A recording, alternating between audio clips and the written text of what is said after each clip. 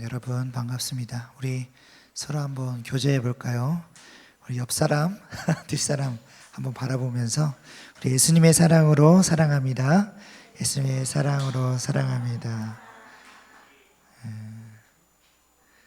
네, 여러분들 사랑하고 축복합니다. 여러분들 오늘은 경건이라는 제목으로 함께 말씀을 나눠보고자 합니다. 여러분들 빛 좋은 개살구라는 말을 들어본 적 있으십니까? 이 말의 뜻이 무엇이죠? 여러분들 겉보기에는 좋아 보이지만 실속이 없다라는 뜻을 가지고 있습니다. 여러분 개살구는 개살구 나무에서 열리는 열매인데 일반 살구보다 실고 떫어서 이런 속담이 생겨난 거라고 합니다. 겉모습은 굉장히 먹음직하게 생겼는데 근데 그 맛이 너무 시고 떫어서 속 실속이 없다라는 의미를 가지고 있다 합니다. 여러분 이처럼 겉모습이 아무리 훌륭한 열매라도 맛이 없으면 아무도 그 열매를 먹지 않을 것입니다. 우리 그리스도인의 모습도 마찬가지입니다. 혹시 우리가 저는 하나님의 나라 백성입니다, 저는 하나님의 자녀입니다 라고 말하지만 우리의 삶의 모습이 예수님 닮은 모습이 없다면 어떻습니까? 우리는 하나님 나라 백성이라는 이름만 가지고 사는 것이 아니라 정말 하나님의 백성답게 살아가야 합니다. 그것이 우리에게 있어서 너무나도 중요한 것입니다. 사실 여러분들 오늘 사도행전 9장과 10장은 서로 밀접한 관련이 있는 내용을 담고 있습니다. 9장과 10장 모두 하나님께서 이중 황상을 통해서 간섭하시고 역사하시는 모습을 담고 있기 때문입니다. 9장에서는 사울과 아나니아에게, 10장은 고넬료와 베드로에게 각각 황상 중에 하나님의 말씀을 전하십니다. 이중 환상이 두 차례에 걸쳐 반복적으로 나타나는 것입니다. 이런 반복 기법을 통해서 사도행전 저자는 하나님의 섭리와 주권 그리고 하나님의 일하심을 단적으로 보여주고 있습니다. 비록 우리는 자신이 서 있는 자리에서 그 관점으로만 세상을 바라보지만 우리 주님은 거시적인 관점에서 그 모든 등장인물의 삶을 조장하시고 주의 뜻대로 경영하시는 크신 하나님이심을 우리가 알 수 있습니다. 특별히 오늘은 하나님이 주목하시고 사용하시는 이 고넬료라는 인물에 집중하면서 그가 보인 경건의 성품을 함께 살펴보고자 합니다. 오늘 10장 1절에서 2절의 말씀에는 이 고넬료라는 인물에 대해서 다양한 정보를 우리에게 보여주고 있습니다. 고넬료는 가이사랴에 주둔하고 있는 이달리아 부대라는 군대의 백부장입니다. 백부장은 10부장, 백부장이 있는데 10부장은 10명의 사람을 거느리는 사람, 백부장은 몇 명을 거느릴까요? 100명. 여러분들 100명을 거느리는 사람이 백부장입니다. 근데 그 사람이 오늘 성경 말씀 보니까 경건한 사람입니다 라고 얘기합니다. 그래서 온 지방과 더불어 하나님을 경외했고 많은 백성들을 구제했고 또 하나님께 항상 기도했다고 합니다. 정말 이례적인 일일 수밖에 없는 것은 이 사람이 유태인도 아니고 이방 사람이었다는 것에 정말 이례적일 수밖에 없습니다. 가장 먼저 드러나는 고넬료라는 인물의 특징은 경건입니다. 여러분 경건이라는 이 헬라어를 보면은 유세베스라는 말인데 여러분들 경건이 무엇일까요? 경건, 우리가 경건을 얘기하는데 경건이 뭘까요? 옛날에 목사님이 학교를 다닐 때 교수님이 한번 이런 예화를 주셨던 것 같습니다. 어떤 예화냐면은 80을 드신 농부 할아버지가 있는데 그 밑에는 50을 먹은 아들이 있었습니다. 아들 농부가 있었습니다. 시간이 되는데 아들 농부가 안 나오니까 이제 80을 먹은 할아버지 농부가 아들을 깨웁니다. 야 일어나라 빨리 가자 막 그러는 거예요. 네, 알겠어요 아버지 막 그러는데, 그래서 이제 아들은 투덜투덜하면서 나와 이제 농사하러 갑니다. 가면 또 농사하는데도 아버지가 아이고 뭐가 못마땅한지 계속 그렇게 하면 안 된다 이렇게 하라. 아들은 투덜투덜하면서 알겠어요 하면서 하는 모습들을 보게 됩니다. 그러면서 이 노인의 모습을 또 설명하는데, 이 노인은 딱 제 시간이 새벽이 되면 알아서 눈을 떠서 농사할 준비를 준비합니다. 그리고 이 농사할 준비를 다 하고 밭으로 나가는 겁니다. 그리고 그 일을 최선을 다하고 그 하루하루를 살아갑니다. 이런 모습을 보면서 이것이 경건이다라고 말합니다. 여러분들 이게 무슨 의미인지 알겠나요? 어렵죠. 저도 처음에 이거 무슨 말씀하시는 거지? 네, 정말 어려운 부분이. 근데 성경의 유세메스라는 이 단어의 의미를 보니까 이거를 섬기다, 위하다, 경외하다라는 의미를 가지고 있는데, 여기서 더 의미를 더 해석한다면 당시에 사람들은 신의 뜻을 따라 행하다라는 의미도 있다고 합니다. 그러니까 우리로 말한다면 하나님의 말씀을 따라 행하는 삶, 그것이 경건이다라고 얘기합니다. 그러니까 농부 이야기는 무엇이냐면은 누가 막 시켜서 하는 것이 아니라 하나님의 뜻에 맞게 농부는 자신의 곡물을 정성스레 길러서 그 곡물을 하나님 앞에 드리는 겁니다. 그렇다면 어떻게 해야 될까요?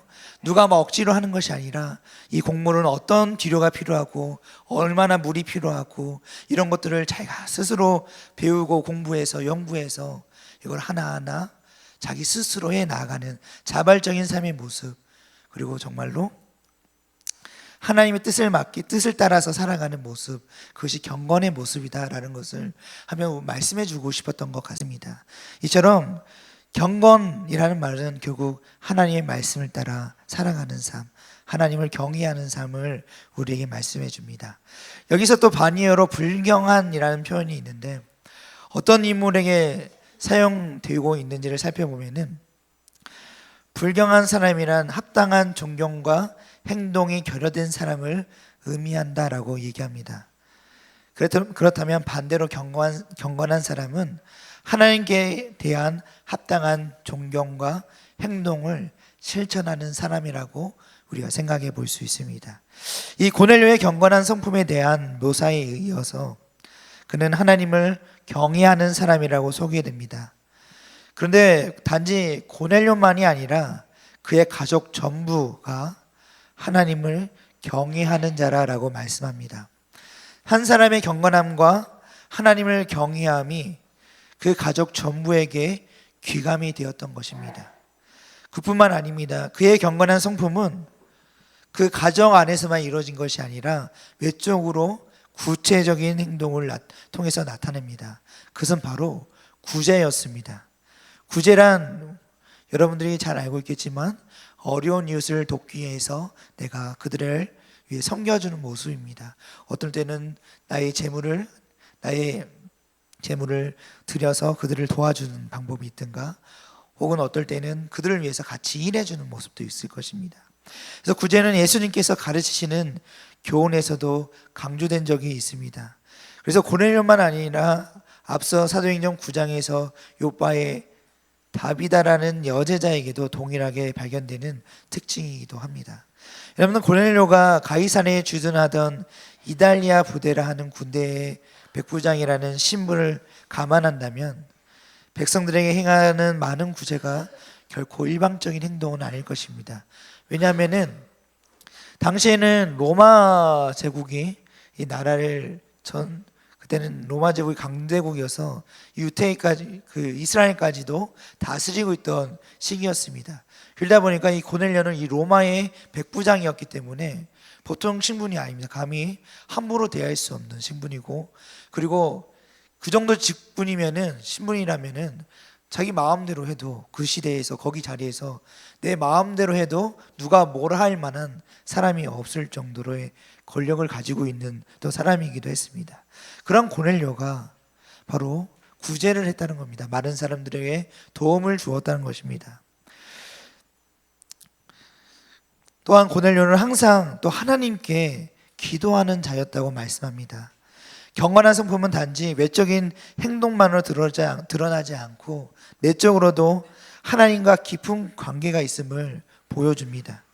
이러한 구제와 기도라는 이 고넬료의 삶의 특징은 이후 청사의 방문하는 장면 앞에서 다시 한번 거론됩니다. 천사가 이르되 내 기도와 구제가 하나님 앞에 상달되어 기억하신 바 되었으니.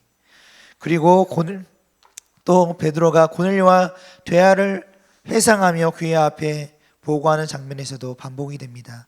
마르되 고넬료야, 하나님이 내 기도를 들으시고 내 구제를 기억하셨으니. 그뿐 아니라 고넬료가 보낸 자들은 이후 베드로에게 가서 자신을 보낸 자를 이렇게 소개합니다. 백부장 고넬료는 의인이요 하나님을 경외하는 사람이라 유대 온 족속이 칭찬하더니, 이렇게 말씀합니다. 그 수하에 있는 사람을 통해서도 이 고넬료는 의로운 사람이라고 칭함을 받고 있고, 또 하나님을 경외하는 사람이다라고 또 칭함을 받고 있고, 유대 족속 모든 자에게도 칭찬을 받는 사람이라는 점을 우리가 주목할 수 있습니다. 이처럼 경건의 성품은 하나님을 경외함으로 거룩한 생활에 힘쓰게 됩니다. 경건은 하나님을 향한 경외, 헌신, 예배를 말합니다.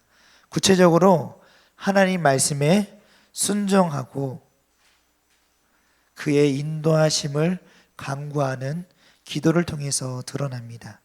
고넬료는 이 백성들을 많이 구제하고 하나님께 항상 기도하는 사람이었습니다. 환상 중에 하나님의 사자를 본 것 또한 제90쯤 곧 기도하는 시간이었습니다. 하나님을 경외하되 나 자신뿐만 아니라 온 집안과 더불어 하나님을 경외하는 사람이었고, 주변 이웃들을 돕되 많이 구제하고 돕는 사람이었습니다. 하나님께 기도하되 항상 기도하는 사람이었고, 이런 사람을 두고 성경은 경건하다라고 말씀합니다. 이러한 경건은 지속적인 말씀과 묵상과 기도, 예배를 통해 세워집니다. 이 경건은 우리를 하나님 안에 거하게 하고 하나님 앞에 서게 하며 세상과 구별되는 삶을 살아가도록 우리를 이끌어줍니다. 여러분들, 이 고넬료가 보여준 경건의 여러 면모 가운데서 지금 당장 내 삶에 적용할 수 있는 것으로는 여러분들 무엇이 있을까요? 먼저는 내 삶에 하나님을 향한 합당한 존경과 행동을 실천하는 모습이 있는지를 돌아보아야 합니다. 여러분들 어떠신가요? 여러분들 하나님 앞에 정말 합당하게 존경과 그 행동을 실천하고 있습니까? 오늘 이 예배 시간에 여러분들, 이 예배는 하나님 앞에 드려지고 있습니다. 그런데 하나님께서 나의 이 예배하는 태도를 보고 있다면 무엇이라고 여러분들에게 이야기해 줄 것 같습니까? 우리 한번 고민을 한번 점검했으면 좋겠습니다. 목사님이 여러분들을 지적하고 막 이렇게 하라고 하는 것보다는 스스로가 깨우치고 스스로의 삶이 정말 하나님을 존경하고 합당한 행동을 한다기를 원한다면, 존경하는 사람 앞에서는 우리가 함부로 하지 않습니다. 무리하게 행하지 않습니다. 그분을 향해 더욱 집중하고 또 그분을 앞에 우리 더욱 존경과 관심을 더욱 보이게 마련일 것입니다. 그러면 여러분들, 우리가 예배 시간부터 우리가 먼저 이 모습을 잡아갔으면 좋겠습니다. 여러분들, 그렇다면 불경한 사람은 하나님께 합당한 존경과 행동을 보이지 않습니다. 하나님이 허락하신 주변 사람들과도 좋은 관계를 이루지 못하고 그들을 향한 사랑과 선행을 또 실천하지 않습니다.